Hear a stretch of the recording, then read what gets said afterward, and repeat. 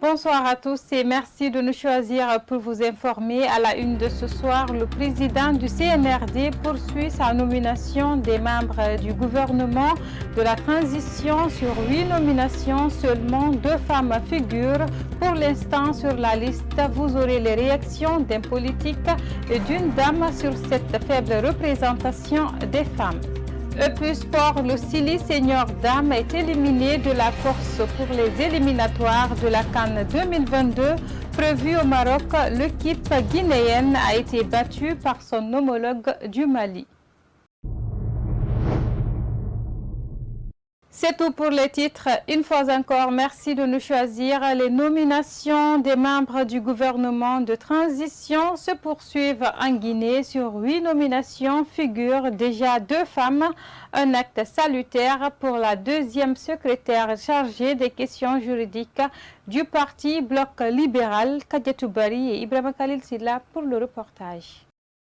Sur 8 nominations au compte du gouvernement de la transition, 2 postes de responsabilité ont été attribués aux femmes. Ce mardi 26 octobre 2021, la deuxième secrétaire chargée des questions juridiques du parti Bloc libéral dit ressentir un sentiment de satisfaction car, selon elle, les femmes sont souvent marginalisées dans les prises de décision. Nous trouvons que la démarche elle est salutaire, elle est à encourager parce qu'il faut un peu regarder dans les précédents gouvernements. Un gouvernement pléthore d'une trentaine de personnes ne peuvent que trouver que 2 ou 3 femmes, donc c'est à saluer. On dit souvent que la femme c'est le miroir de la société, donc nous sommes souvent marginalisés dans les nominations de postes de décision, des postes ministériels, alors que nous occupons plus de 52% de la population guinéenne. Donc, je crois que c'est tout à fait normal que ces femmes se battent pour obtenir un résultat vraiment satisfaisant pour le bonheur de toutes les autres femmes qui les suivent derrière. Ordonnée et très efficace dans la gestion, telles sont les qualifications que Oumoula Marana Diallo a attribuées aux femmes. Les femmes dans la gestion, elles sont très efficaces, très ordonnées, parce qu'elles mettent vraiment du tien dans l'obtention de résultats palpables. Donc, je demanderais aux femmes de serrer les ceintures. Donc, il y a des femmes, il y a toute une gente derrière elles qui emboîtent souvent leurs pas. Donc, je les encourage vraiment à obtenir un résultat satisfaisant. Ravie de ces places confiées à la junte féminine, cette dame invite le CNRD à continuer sur ce élan et de faire participer les femmes dans les prises de décision.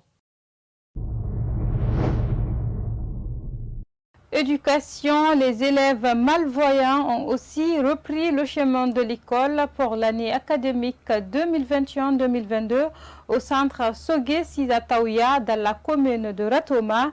La directrice est revenue sur cette ouverture des classes et elle a aussi dénoncé des conditions d'études précaires. C'est un reportage de Yayou Moubari et Ibrahima Khalil Silla. Nous sommes au centre Sogué. Ici, comme annoncé par les autorités éducatives, l'ouverture des classes de l'année académique 2021-2022 a été effective. Enseignants et élèves sont présents dans cette école des malvoyants et non-voyants. La directrice du centre revient sur le déroulé de l'ouverture des classes. On a sensibilisé les parents afin qu'ils puissent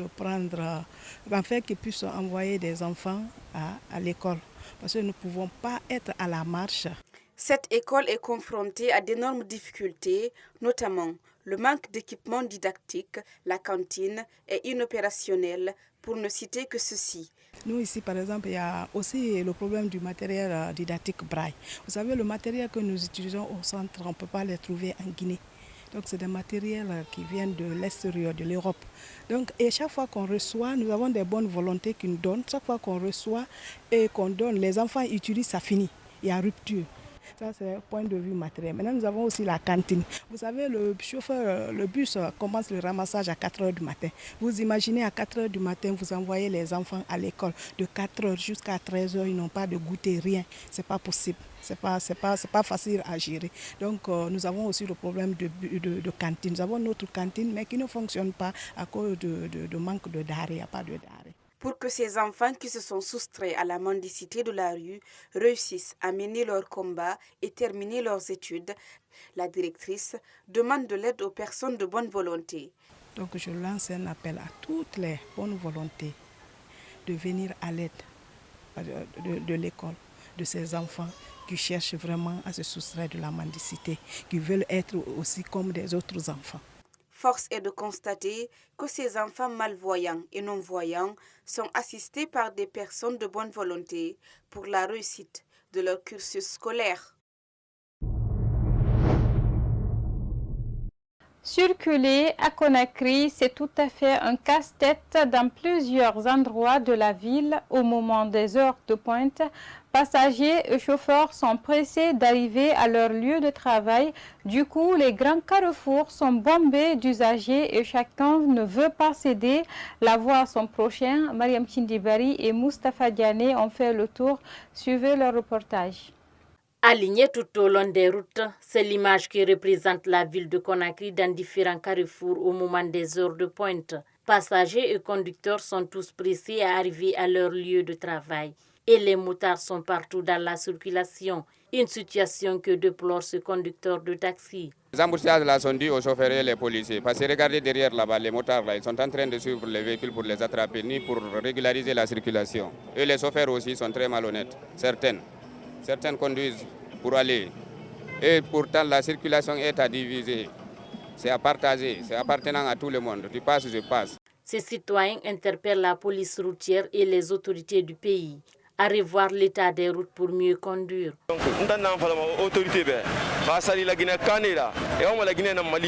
Ce que je vais dire aux autorités, s'ils sont guinéens, si bien ils savent qu'ils veulent aider les Guinéens, ils ont leur mère et leur père ici, c'est de sortir et ordonner la circulation dans les rues de Conakry.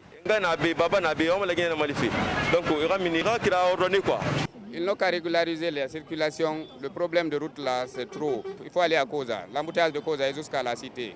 Pour les usagers, car plusieurs personnes manquent leur rendez-vous. Face à cette situation, ils interpellent les nouvelles autorités du pays à plus d'efforts pour mieux faciliter la circulation dans la capitale Conakry.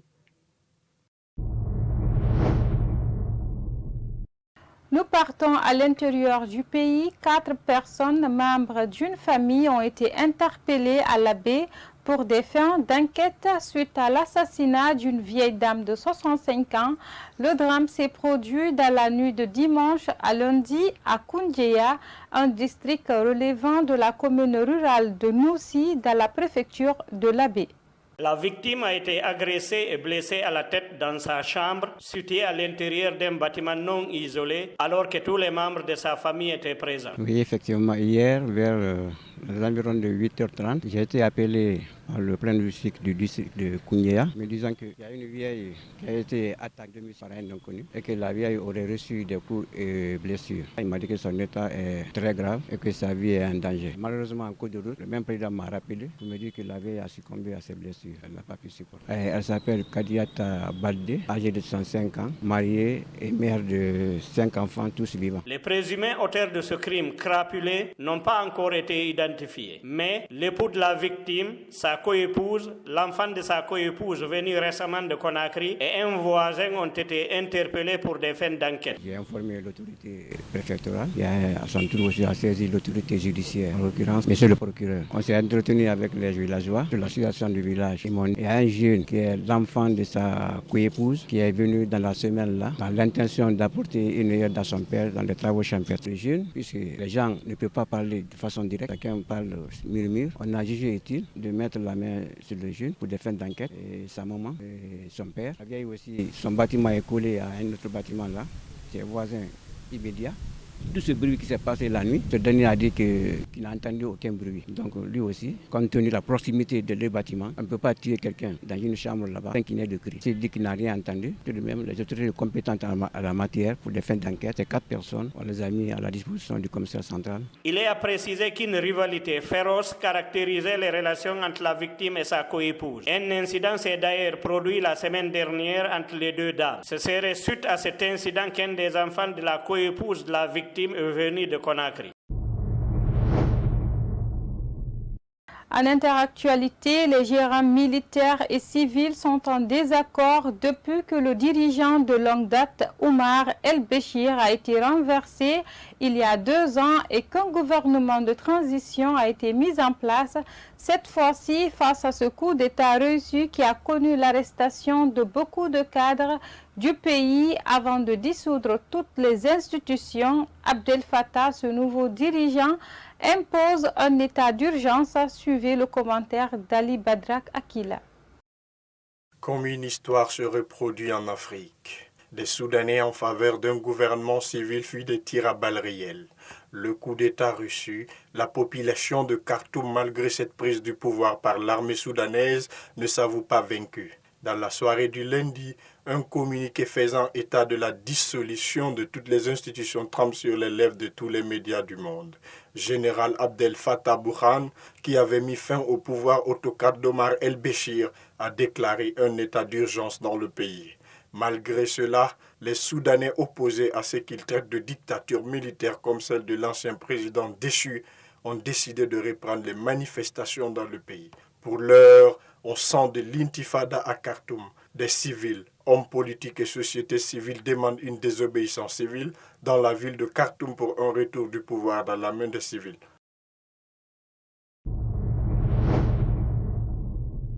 Sport. Pour clôturer cette édition d'information, le Sili Senior Dames est éliminé dans la course pour les éliminatoires de la CAN 2022 prévue au Maroc. L'équipe guinéenne s'est inclinée ce lundi au stade général Lansana Conté de Nongo sur un score de 2-0 devant son homologue du Mali, Ibrahim Diallo, pour le reportage. Après avoir tenu en échec les Aigles Dames du Mali en aller, le Sili Senior n'a pas pu conserver cet avantage devant sa propre installation. L'équipe guinéenne s'est inclinée ce lundi 25 octobre sur le score de 2-0, alors qu'elle avait bien entamé cette rencontre. Il est évident sur le contenu, ce dont on attendait de nos joueuses, elles n'ont pas pu avoir le répondant comme on avait bien préparé le match retour. L'engagement était du côté de l'adversaire. On n'a pas su jouer avec nos valeurs, conserver, progresser, déséquilibrer pour finir.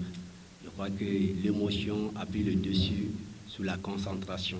Pour le sélectionneur malien, l'expérience a pesé en sa faveur dans cette rencontre. Moi, je commence par déjà féliciter mes filles qui se sont donné corps et âme pour quand même arracher cette qualification. Voilà, à Bamako déjà, ça fait du bruit. On a fait du match nul. Mais c'est le football. Et sans vous mentir, le football féminin, ça commence à vraiment développer. Et je ne peux que féliciter cette équipe guinéenne. Alors, malgré celle qu'ils nous ont montré, mais je pense que l'expérience a valu sur la jeunesse. Très heureuse, Aïssa Samaké dit ne pas être surprise de cette victoire. Bon, nous, on s'attendait déjà à cette victoire. Parce que là, on était sûr de nous dès le début. C'est vrai, au Mali, ça n'a pas tout donné, mais on savait très bien qu'en venant ici, c'était pour remporter cette victoire. Et on remercie Dieu, on l'a dit, on l'a fait. C'est sur ce pas de danse que les Aigles Dames du Mali ont quitté la pelouse guinéenne. C'est la fin de cette édition d'information. Merci à tous de l'avoir suivi et bonne suite de programme à notre compagnie.